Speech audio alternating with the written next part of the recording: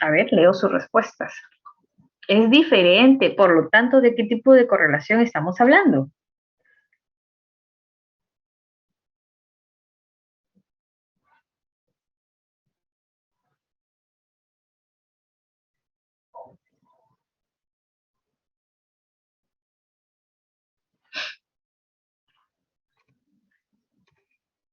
Correlación negativa. A ver, identifiquen aquí en el primer enunciado cuál es la dirección. ¿Cuáles son esas palabritas claves que me indican que la dirección es opuesta, que es diferente? Porque dice menores. Acá hay una mayor, menor. Y en el segundo enunciado, ¿cuáles son esas dos palabritas que me indican la relación, la dirección? Menor, mayor. Menor, mayor, correcto, ¿ya? Aumenta el calor, mayor venta de helados. ¿Qué correlación sería? ¿Positiva o negativa?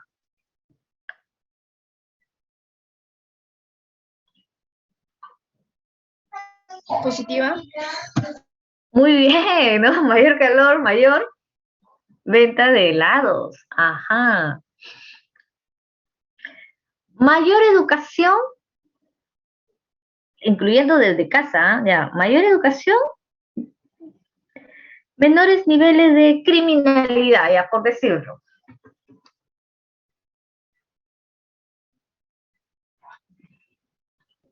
Es decir, positiva, creo. Disminuye las cosas que pueden hacer algunos. A ver, pero mira, yo te digo mayor educación, menor nivel de criminalidad.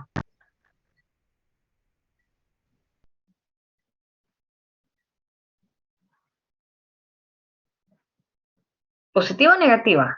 Negativa. Negativa. Ahí ustedes saquen por la dirección de las variables. Mayor educación, menores niveles de criminalidad. Ya, ahí ustedes tienen que deducir. A ver, rendimiento académico y asistencia. A ver, ¿qué podemos establecer? ¿Habrá una relación? Porque yo puedo decir, mira, mayor asistencia mejora resultados en su rendimiento académico. Menor asistencia, disminución en su rendimiento académico, ¿no?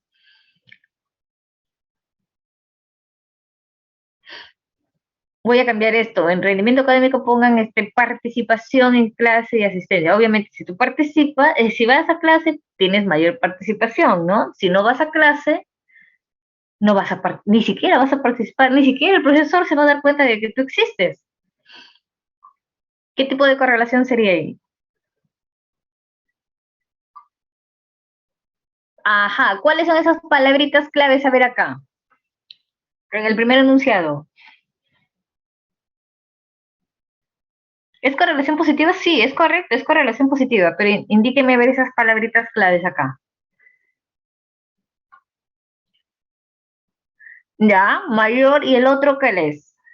Ajá, mayor y mejor. Muy bien. Y en el segundo enunciado, menor y disminución.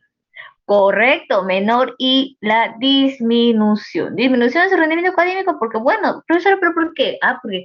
¿Por qué? Porque de repente no vas a tener participación, porque de repente el día que tú faltaste tomaron un examen, ¿no? Entonces, ajá, ya, entonces vas deduciendo y la respuesta, ¿verdad? Entonces, eso es lo que ustedes tienen que tener en cuenta, ¿ya? Aquí no estamos definiendo, mira, esta es mi causa, no, no, no, no, sino simplemente estamos teniendo en cuenta la relación que surge entre estas variables que nos están planteando. Profesor, ¿y cómo es un ejemplo de correlación nula? ¿Qué quiere decir? Que no hay relación entre las variables. Por ejemplo, yo te puedo decir, a ver, ¿habrá relación entre el clima y la delincuencia?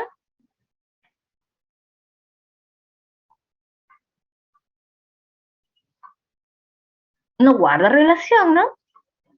No guarda relación. Entonces ahí, por más que tú quieras establecer, encontrar alguna relación, no vas a encontrar.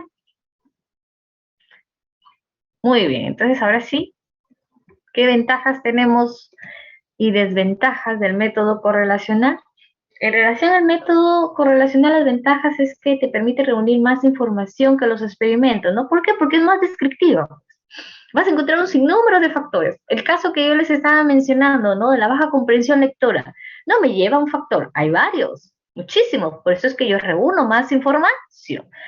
No la voy a realizar pues en el laboratorio, me refiero como un experimento, ¿no? Sino que estos resultados que uno puede obtener son más aplicables a la vida diaria. Entre las desventajas, no hay una razón concluyente de por qué existe una relación, ¿no?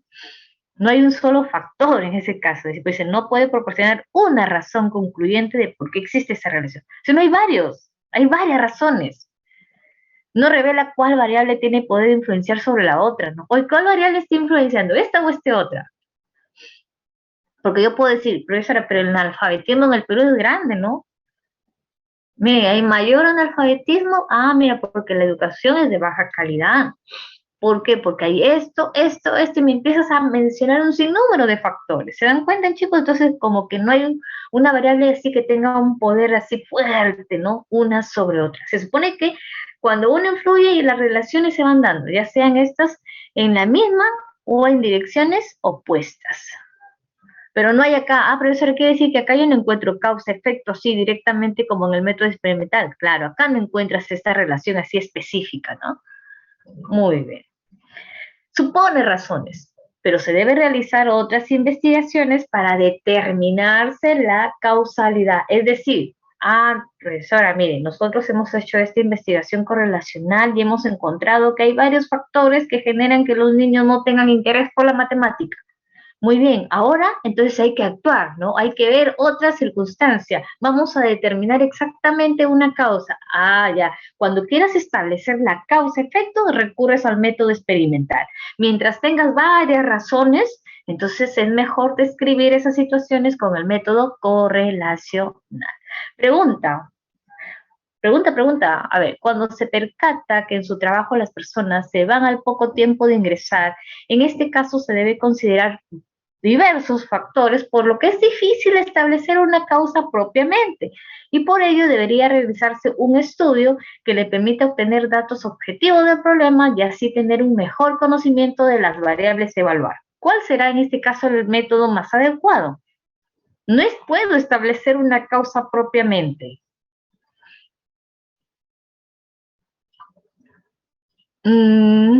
Será el experimental, pero dice, es difícil establecer una causa. Correlacional. Aquí les están dando, mire, aquí ya les están dando la respuesta. Hay varios factores. ¿No? ¿Por qué las personas se van al poco tiempo de ingresar? Porque no les gusta la presión, porque de repente el jefe es un maltratador, les gusta acosar a las personas, te diste cuenta que no te van a pagar bien, etcétera, etcétera. Entonces no hay una sola causa, sino hay varias. Vamos a avanzar un poquito, chicos, porque el tiempo nos está ganando y nos falta dos métodos, que es el caso del método longitudinal y el método transversal. En el método longitudinal, aquí, tanto el longitudinal como el transversal van a trabajar, bueno, ya con grupos poblacionales, pero en cuestión de ver, medir características, cambios que se van dando en ellos, ¿no? Algunos les dicen métodos genéticos. En el caso del método longitudinal, tiene como característica el estudio de las mismas personas. Ya puede ser una persona o varias personas, pero son las mismas durante un cierto periodo de tiempo. Si estamos hablando de un solo sujeto, bueno, sí lo puedes hacer, pero también tiene sus desventajas, ¿no? Porque imagínate que es tu única muestra. Y si le pasa algo, te quedas sin experimento, ¿no? Entonces, lo ideal es que sea dos, pues, o tres, para que tengas un grupo, pues, ¿no? Que puedas estudiar.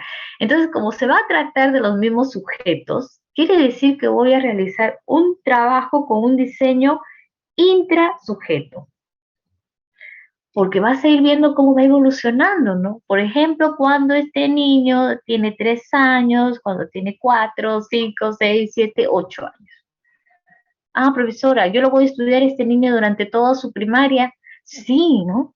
Entonces vas viendo cómo va evolucionando por cada año. Entonces es un diseño intrasujeto. Por ejemplo, el estudio de un grupo de estudiantes de la misma comunidad durante 5 años para analizar sus cambios de actitud sobre el aborto.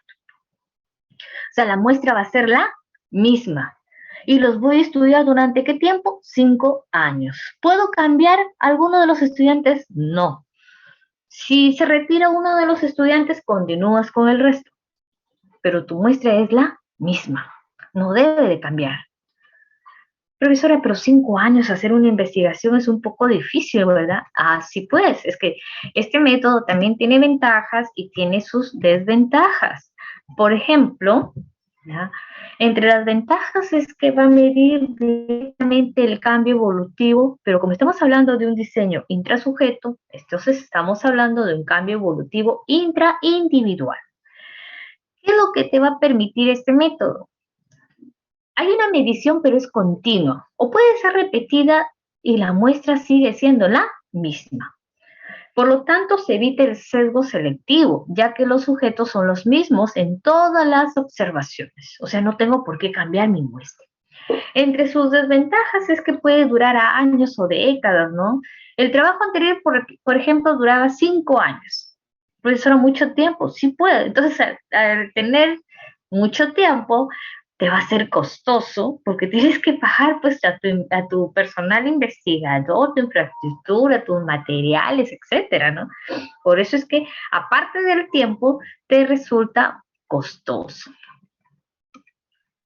Y el método transversal, bueno, el método transversal por lo general estudia a diferentes sujetos en un único momento temporal. Y se trataría en este caso de un diseño intersujeto, ¿ya? Entonces son varios sujetos, pero dentro de un mismo momento temporal, ¿no? Por ejemplo, chicos, ustedes, ¿ya? Estudian por ciclos, ¿no? Entonces, estamos hablando acá de un diseño intersujeto. Son diferentes grupos, vienen de diferentes escuelas, tienen diferentes edades, sí. ¿Ah? Entonces, ahí está. Entonces, aquí lo que se hace con el método transversal, por ejemplo, es que establece, claro, también se establece, ¿no? Aquí lo que vamos a tener en cuenta también es establecer pues esa relación entre los sujetos, sí, pero me refiero a que la muestra, por ejemplo, no es la misma, ¿no? Sino que puedes utilizar diferentes sujetos, pero los vas a estudiar en un único momento. El ejemplo, establecer la relación entre los niveles de colesterol y la actividad física en población de 20 a 30 años en universidades de Trujillo. Mira, no te dicen específicamente qué universidad, te dicen en todas las universidades de Trujillo. Considera la nacional y las privadas. La muestra, bueno, la muestra puede ser en una población de 20 a 30 años. No tienes así que todos sean de 20, que todos tengan la misma edad de 25, no, dice de 20 a 30 años. Y entonces te puedes encontrar con una persona tal vez de 20, 25, 28, 30 años. Y entonces, ahí viene la publicidad, chicos. Entre las ventajas del método, por ejemplo, es que utiliza diferentes muestras de edad, sí, ¿ya? Los resultados te van a permitir tener diferencias entre esas diferentes edades, ¿ya?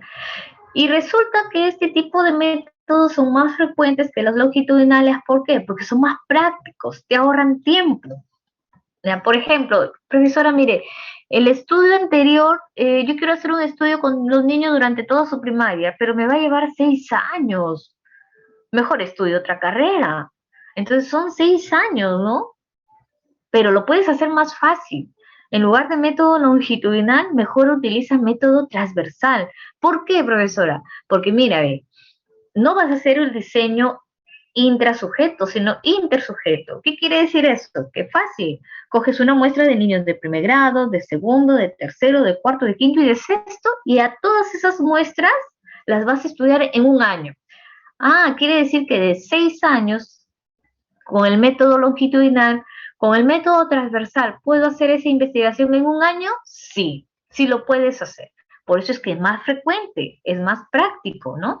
Claro que tienes una desventaja, que los objetivos que persigues son más limitados. Entre el método longitudinal y el transversal, ¿quién te va a dar mayor información sobre la persona? El longitudinal, pues porque le haces un seguimiento, son más años de estudio. En cambio, en el transversal no, pues. Esa es una de las desventajas, ya que los objetivos que persigues son más limitados. Los efectos generacionales son imposibles de controlar. ¿Por qué? Porque tienes personas de diferentes edades. Ya, eso es un poquito difícil de controlar. Ahora sí, vamos a esta pregunta. Dice, ¿qué tipo de investigación psicológica se orienta a buscar que tanto pueda relacionarse una variable con otra y así poder entender de forma más objetiva el problema?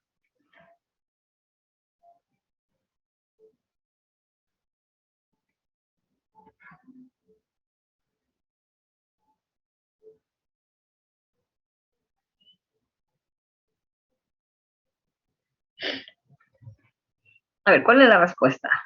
La música se escucha. La publicidad, chicos. ¿Qué tipo de investigación psicológica se orienta a buscar que tanto puede relacionarse una variable con otra? Y así poder entender de forma más objetiva el problema. A ver, ¿cuál es la respuesta? Correlacional. ¿Dónde está la clave, profesora? Dice acá, se orienta a buscar qué tanto puede relacionarse una variable con otra. Entonces, ¿qué relación hay entre esas variables?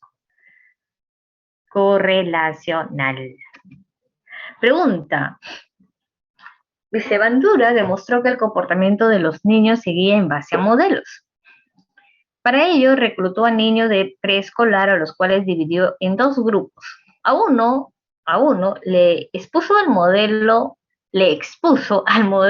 agresivo y al otro no. Los niños que habían observado previamente a los modelos agresivos mostraron semejante conductas en contra del muñeco inflable a diferencia de los que no habían observado, concluyendo así que el aprendizaje de la conducta agresiva se da por modelamiento. En base a ese trabajo, a ese experimento que realizó pues Bandura, díganme ustedes, ¿el método de investigación empleado es el correlacional? Bandura describió el comportamiento de los niños en su ambiente natural y espontáneo. El procedimiento define como variable dependiente la conducta.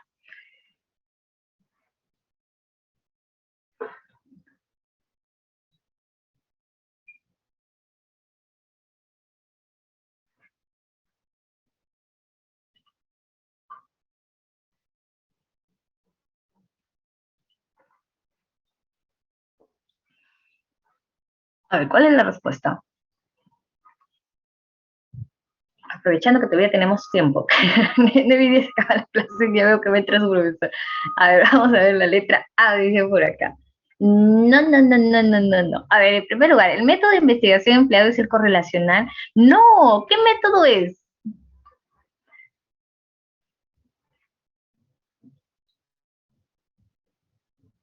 Experimentar. Experimental. Muy bien. ¿En qué consistió, pues, el experimento? Bueno, hace que los niños observen un video en donde se está agrediendo a un muñeco. Entonces los niños observan eso, pues, y replican ese comportamiento. Entonces, la segunda dice, ¿Bandura describió el comportamiento de los niños en su ambiente natural y espontáneo? No, lo hace en un... Aquí me da el término como respuesta. En un laboratorio, ya, es un laboratorio. El procedimiento define como variable dependiente de la conducta. ¿Qué es lo que se modifica en los niños en primer lugar? Su conducta. Por lo tanto, es la variable dependiente. Correcto. Siguiente pregunta. En una investigación realizada en el CEPUNS, con un grupo de estudiantes se midió el efecto del uso de la estrategia de elaboración en el incremento del rendimiento académico de dichos estudiantes. En este caso, ¿cuál es la variable independiente?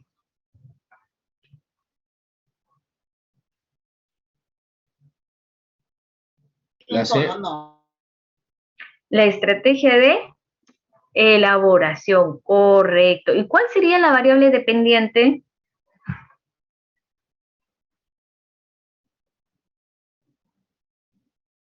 La independiente está muy bien. Y la dependiente, muy bien, el rendimiento académico. Correcto, muy bien.